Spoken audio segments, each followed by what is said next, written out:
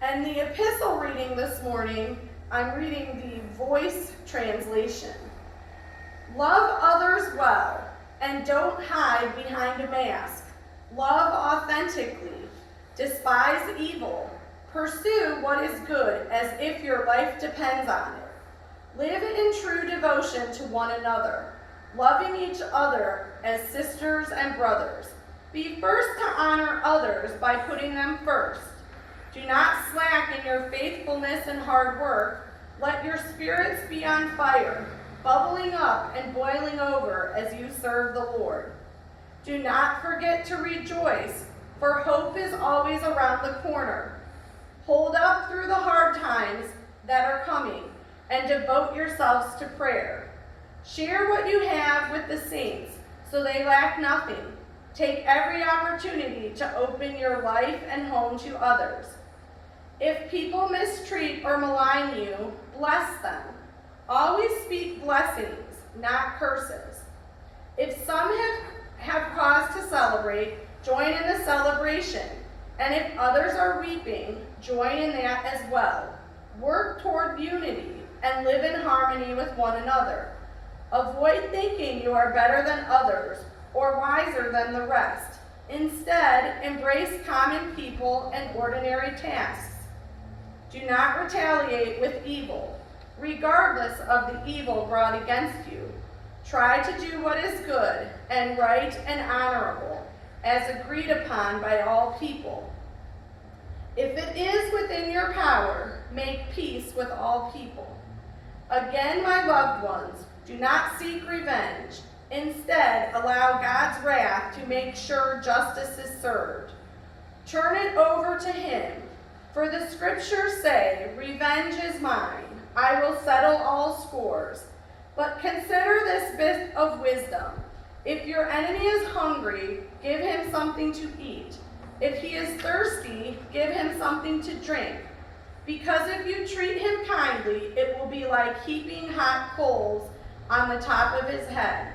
Never let evil get the best of you. Instead, overpower evil with good.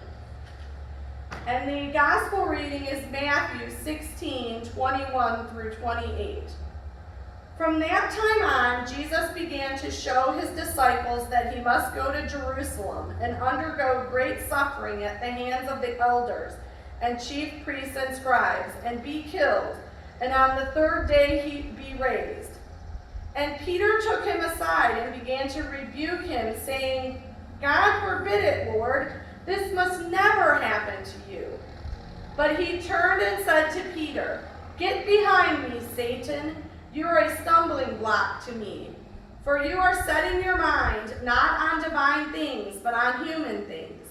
Then Jesus told his disciples, "If any want to become my followers, let them deny themselves and take up their cross and follow me. For those who want to save their life will lose it, and those who lose their life for my sake will find it. For what will it profit them if they gain the whole world but forfeit their life? Or what will they give in return for their life? For the Son of Man is to come with his angels in the glory of his Father, and then he will repay everyone for what has been done. Truly I tell you, there are some standing here who will not taste death before they see the Son of Man coming in his kingdom." Now, when we look at the epistle reading this morning, we can see that Paul loves to write lists.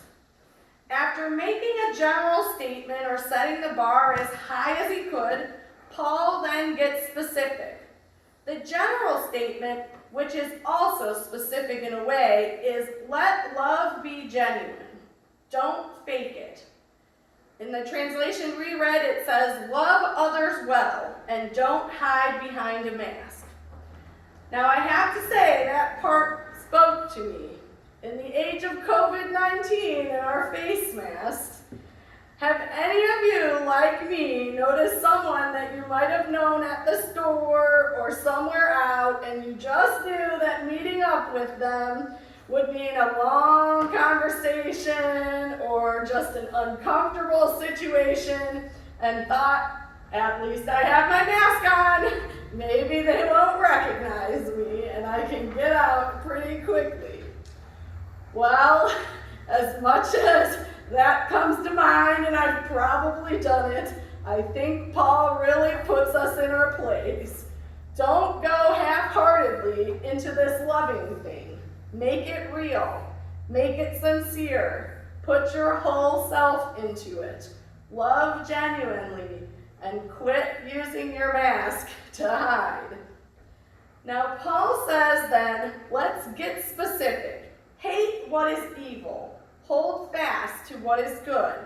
Despise evil. Pursue what is good, as if your life depends on it. Then Paul divides our responsibilities into inside and outside.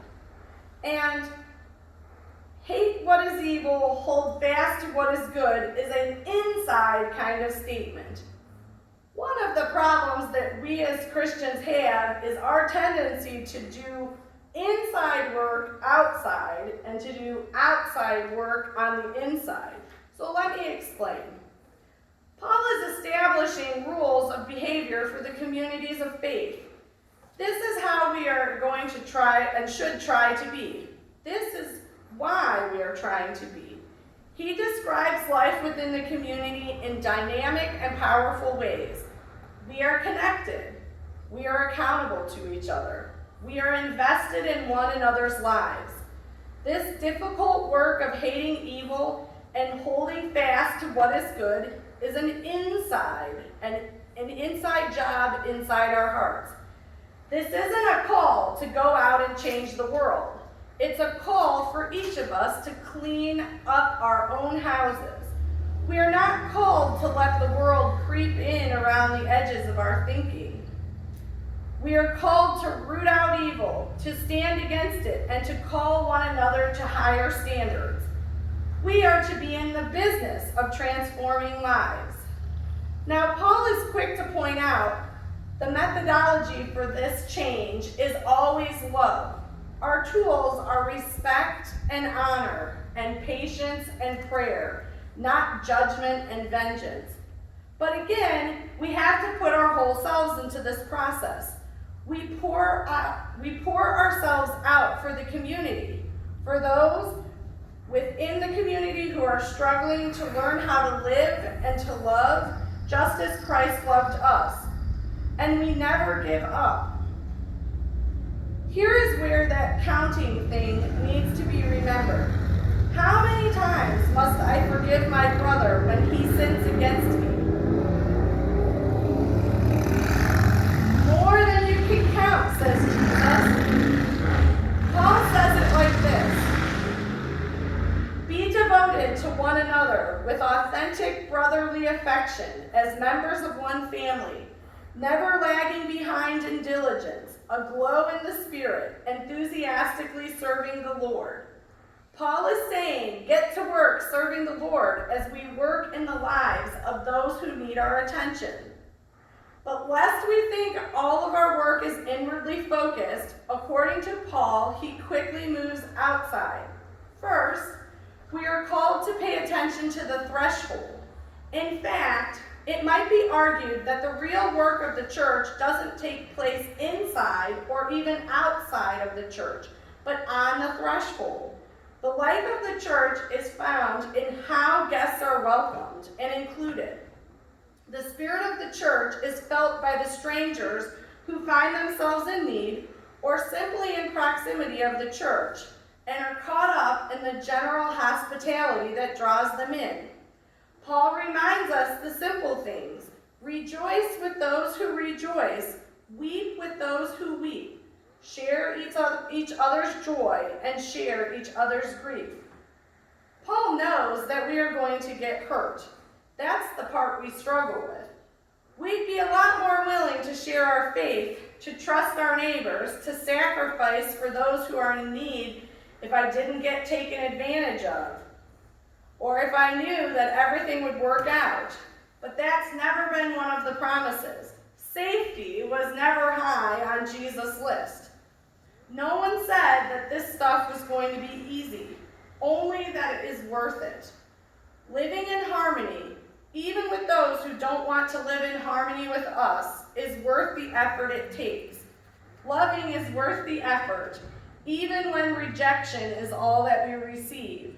Hope is worth the effort, even when despair seems to be more logical. Here, we can then turn to Matthew, and the most important thing that we can say about Jesus is that Jesus is living out Paul's entire list. And he carefully invites us to do the same. What love could be more genuine than a love that surrenders all, a love that endures suffering for one another? Jesus doesn't make the list because he is the list.